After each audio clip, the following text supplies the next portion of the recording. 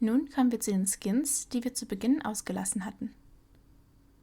Das ist ein beispielhafter Skin. Das Panorama ist im Hintergrund. Der Skin ist das Overlay der gesamten Tour und bleibt trotz Panoramenwechsel erhalten.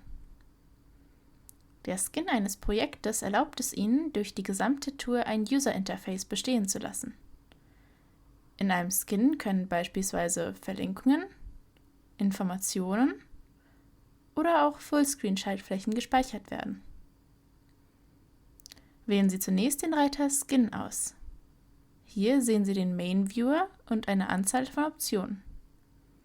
Der Main Viewer stellt den Bildschirm des Nutzers dar, also das, was der Nutzer in der Tour sieht. Wir zeigen Ihnen nun einen beispielhaften Prozess. Als erstes benötigen wir einen Container. Klicken Sie auf Container und dann auf den Main Viewer, um ihn an die gewünschte Stelle zu platzieren. Sie können den Container nach Belieben transformieren durch das Bewegen der weißen Punkte.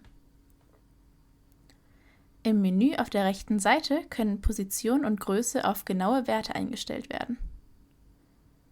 Sie können die Eigenschaften des Containers unter Styles bearbeiten ändern, beispielsweise Farbe und Deckkraft.